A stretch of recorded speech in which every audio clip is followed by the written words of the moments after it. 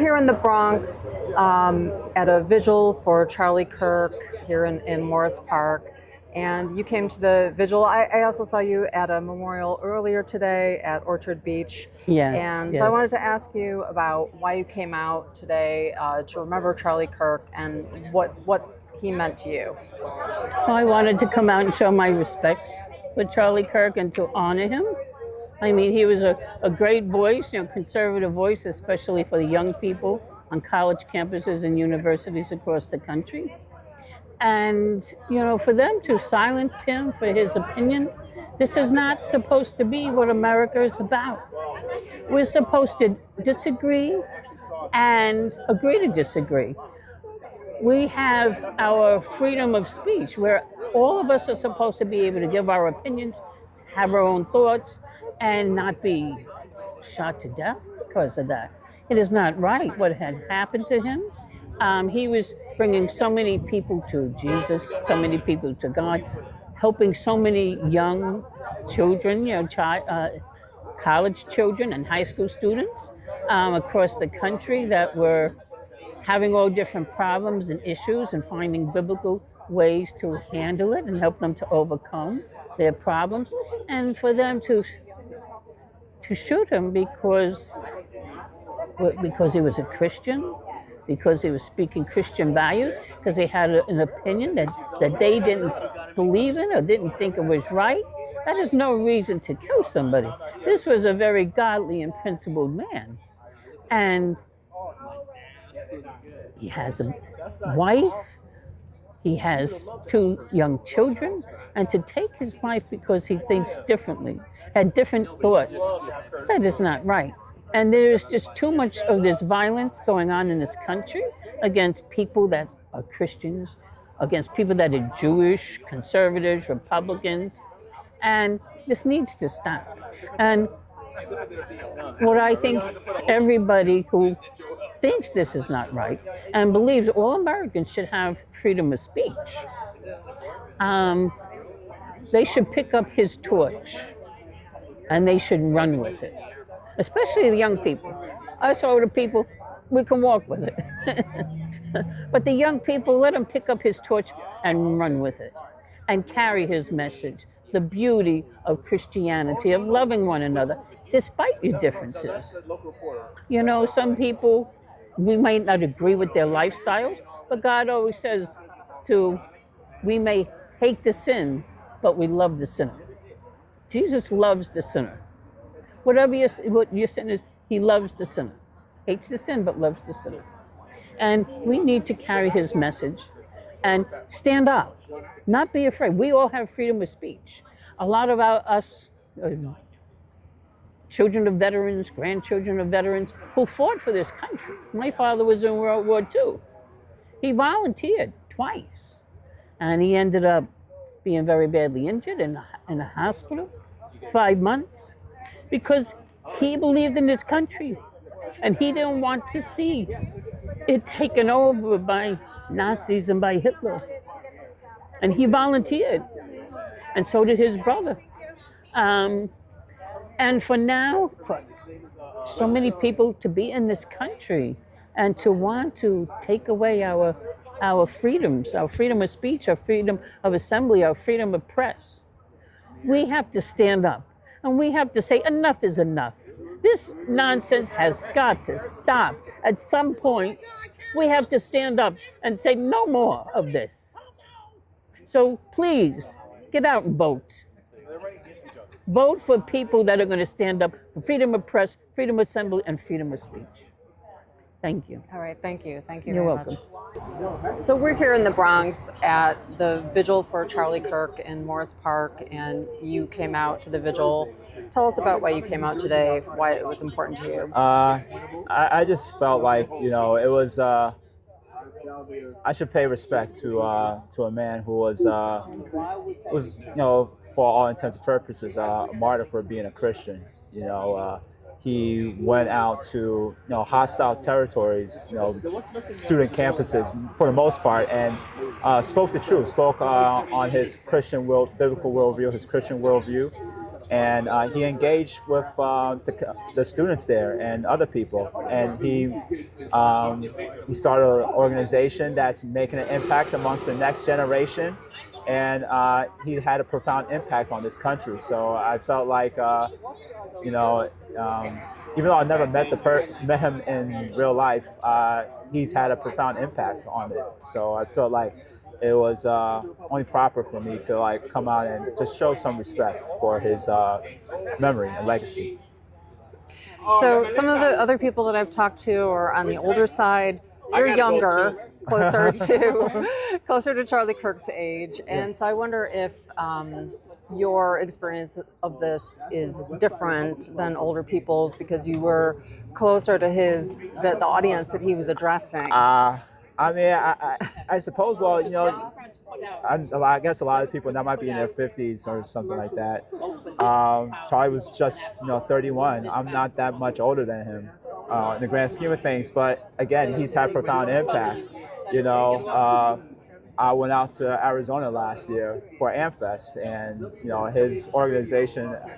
I was part. I volunteer for Blexit, which is sponsored by TPUSA, and I was able to be out at AmFest to enjoy Arizona, enjoy the speakers, and see what other people, like-minded individuals, were talking about. And it was all organized by TPUSA. So I just felt like that one aspect alone, amongst others, it just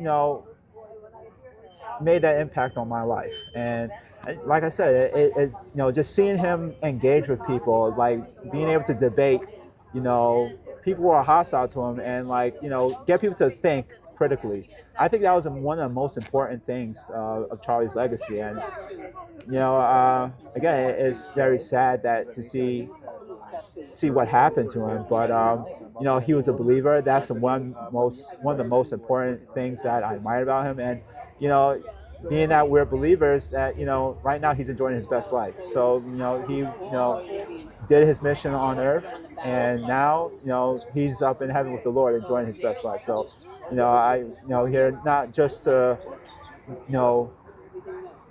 I'm sad at what happened to him, but he's enjoying himself with the Lord, and we just have to continue to pick up the mantle and make the impact in our community, like Charlie made an impact in his community. So that's. You mentioned Blexit.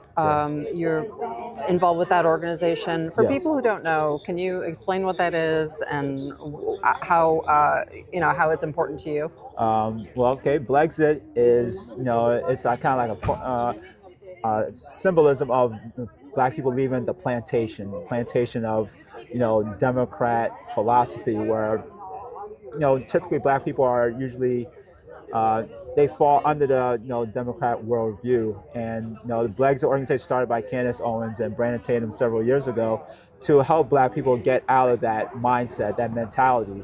And just recently, Blexit was partnered. They partnered with TPUSA, and now our mission is just to educate all Americans, especially Black Americans, on the foundation principles of our country, which is entrepreneurship, economic freedom, family values, those nature, so that we can get Americans, especially Black Americans, back to the truth on which this country was founded, which are the principles that you found in the Bible. And those are biblical values. So. Right.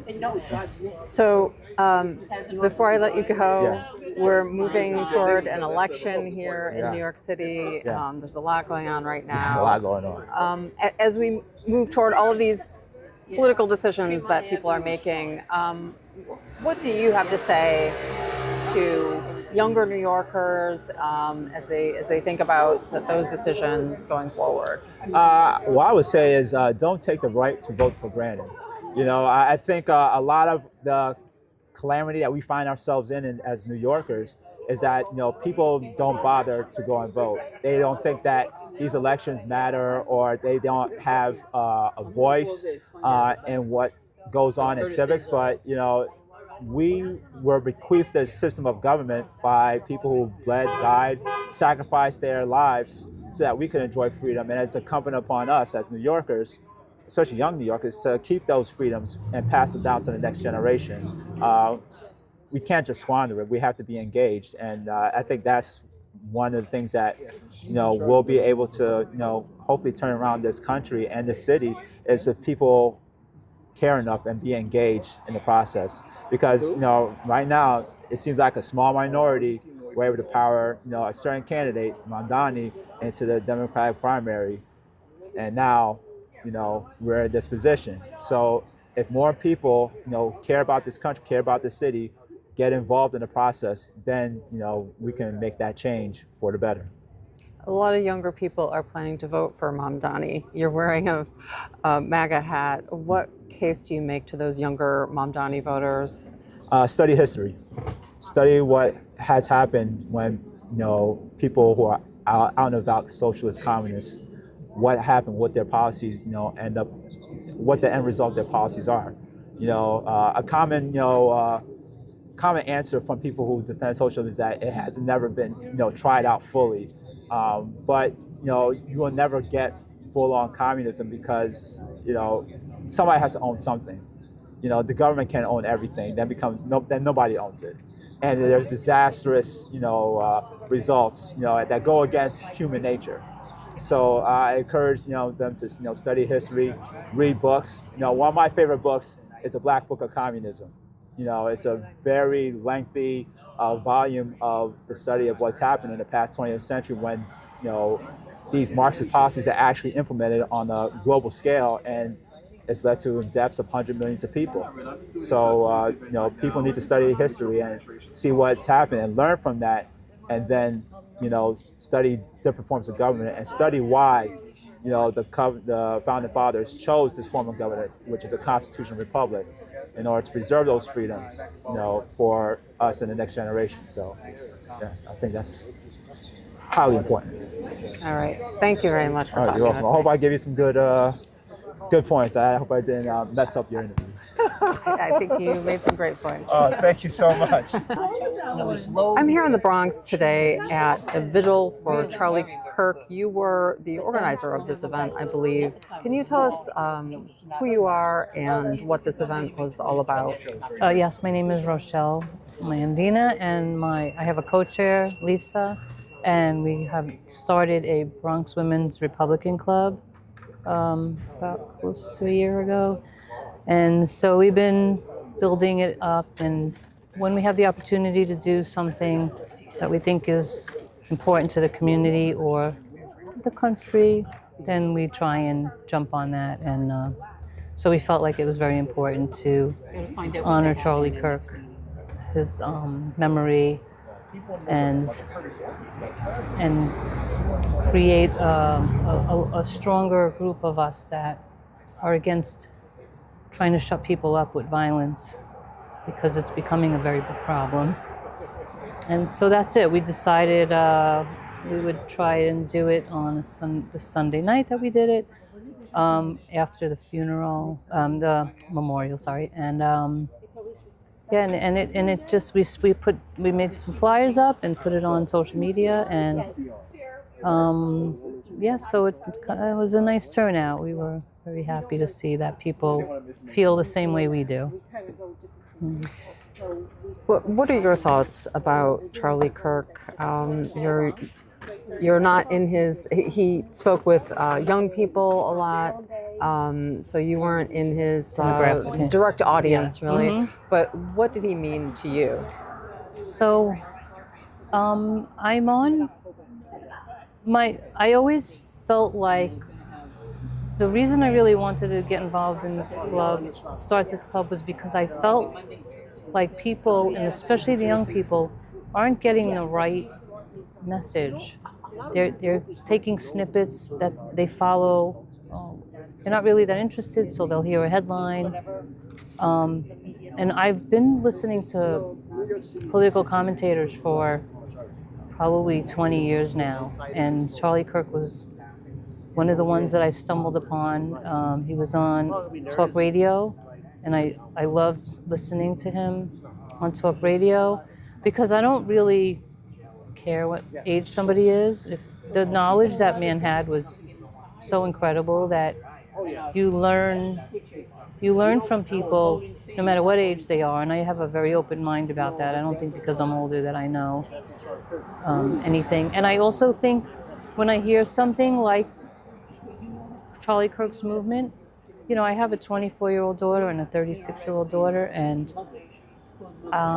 you know, it helps me to guide them to seek out people more in their age group to, you know, get a little more interested in things that they might not find so interesting at that age. You know, that stage in your life, you're not always interested unless you're passionate about it.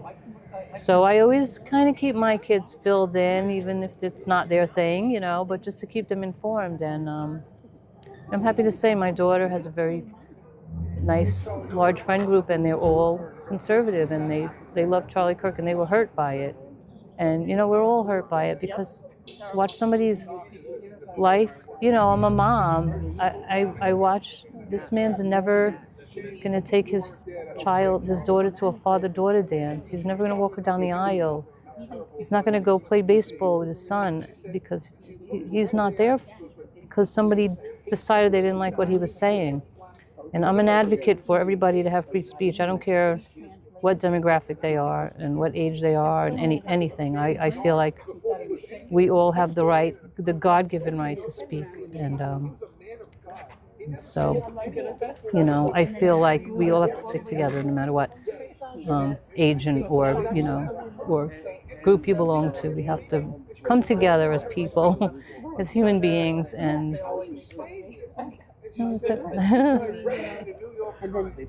How do you think that can be communicated to the younger generation? There have been some polls recently that have shown that a relatively large percentage, I think somewhere around 30% of people on college campuses think that there are times when violence is acceptable as a way to stop speech that they think is unacceptable.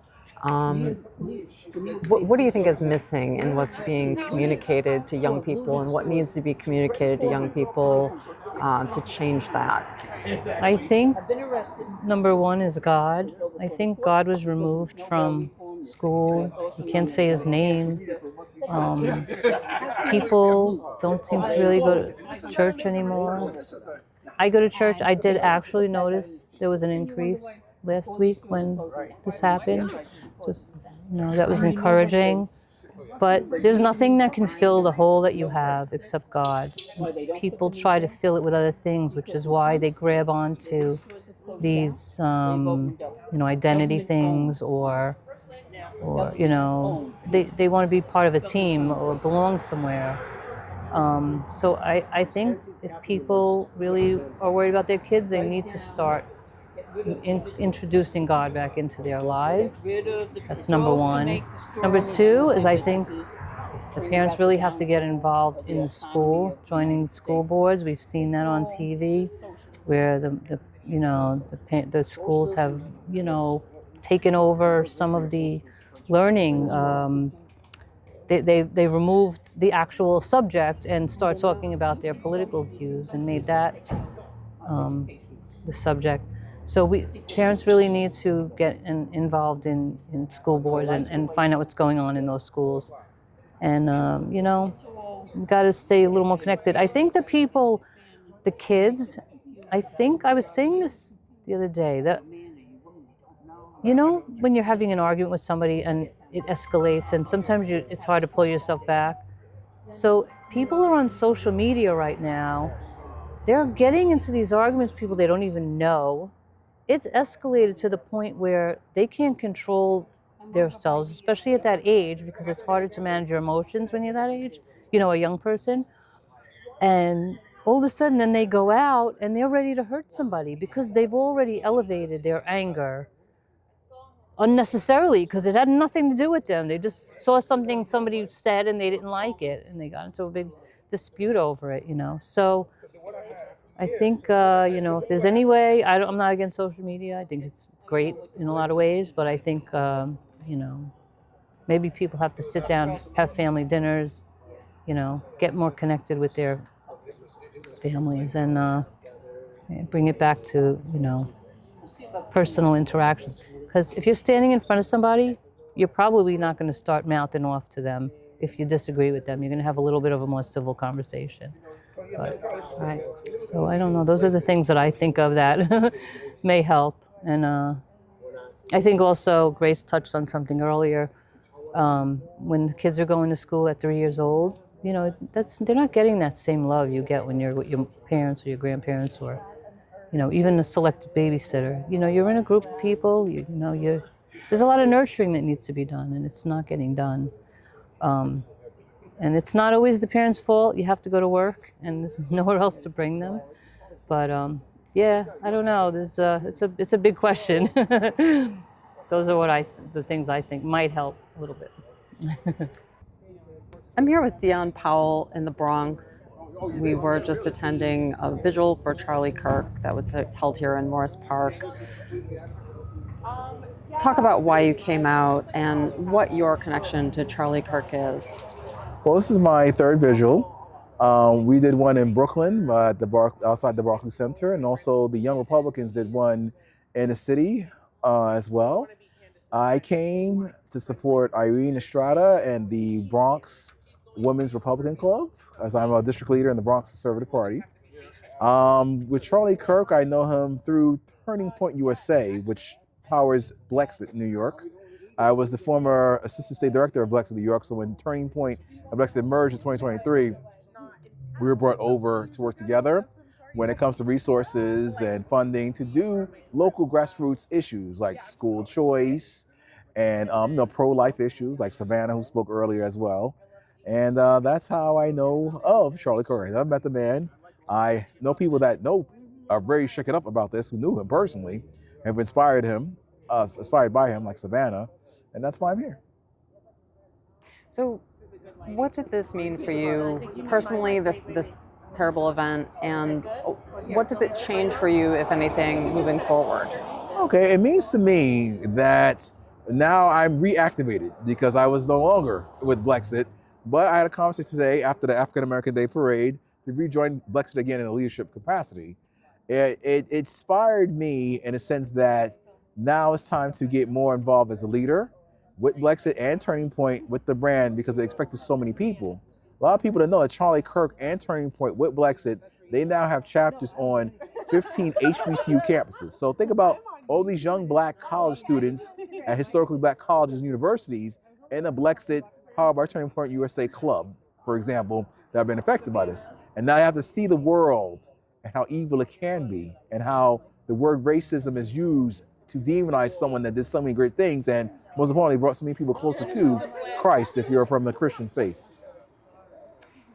We're looking down the barrel at a pretty momentous election in about a month. Early voting will start, right? Yes, October, that's right. And so mayor, city council, borough presidents. In light of everything that's happening, what are your thoughts, and what do you want to communicate to New Yorkers who might be on the fence about their votes? Well, for me, I'm with the Bronx Conservative Party, so I try to toe the party line when it comes to elected officials. As a district leader, that's my job for the 78th Assembly District, and my words are to not just to get out and vote, but also check on the New York City Campaign Finance Board to see the public record of where the money's coming from and where is it going to. I also encourage people to run for office, like BrettMyBlock.org, become a district leader like myself. And this is not a spectator sport. This is civics, not just politics and government, but civic leadership. And early voting is one thing. Check it out. You might want to actually become a poll watcher. That's something people don't know about. Look into becoming a poll watcher and seeing what's behind the curtain there, and just sit there and observe. And these are the participatory ways you can get involved to see what's really going on. And I think Charlie Kirk would be big on that, but on college campuses as well. And one thing that helped the Bronx Conservative Party especially was going to college campuses and talk about question number 14 on the voter registration form. Read question number 14 on the voter registration form for New York State, and you'll see that we have 4 political parties, what they are: Democratic, not Democrat, Republican, Conservative, and working families. See what they are. Why can't they tell you what they are, but they shove this form in your face when you come home from drill, barely knowing how to read, and say, hey, pick one, most likely the Democrat. Or every Friday at the at ICE downtown, when you get your citizenship, they shove this form in your face. Hey, you want to be Democratic, don't you? But yes, question 14 is what I highly advocate for you if you do those voter registration drives or voter re-registration drives and updates for your political party, because you can too leave your political party updated with another or none. Okay, so as a final question, let me ask you about communication with people going forward, because you've been involved with Blexit. That's all about changing people's minds, right? And making a case to people about why they should change their minds. And Charlie Kirk was going to college campuses and talking with people who deeply disagreed with him.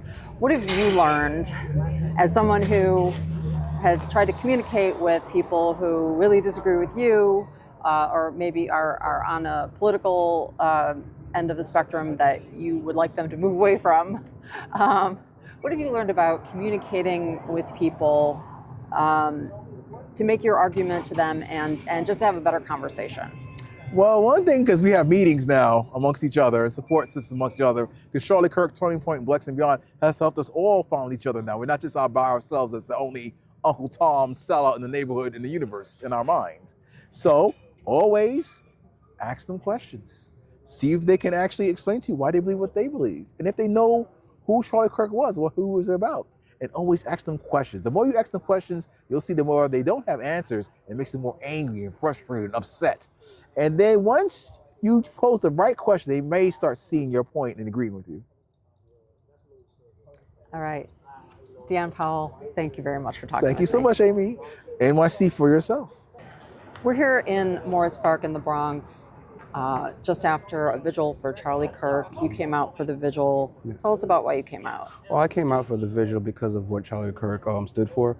To stand, sit and have a conversation, have the dialogue, even though you might have different opinions and different views, but sitting there and having a dialogue, and to be cut, to have his life cut down so early because of that is troubling. Because, like you said, when we stop having the conversation, then things get really bad, and somebody attempted to do that. Where do we go from here? How do you think, he was going into places where a lot of people disagreed with him, and trying to have conversations with people, and then we had this terrible, outcome of that. Mm-hmm. How does this change things for you going forward when you're trying to have conversations with people? You can't be afraid if that's what you really believe in. If that is your belief, then you have to be willing to sometimes risk it. You keep talking to people. You keep sitting down and having the conversation with those that want to. You don't just quit. You quit, then what's the point of you having that belief? Then you don't believe in it. If you believe in it, you stand firm on it. And life is a risk. Are there things that you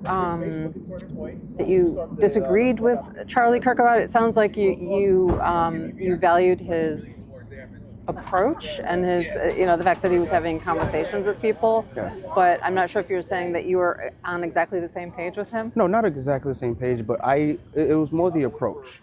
And if you're attempting to change people's mind, you have to give them a reason why, a solid reason why, because you're attempting to change their whole persona as to how they see themselves, their identity. So you have to give them a solid evidence as to why you believe what you believe in, and why you're attempting to change their minds. And that's what I valued.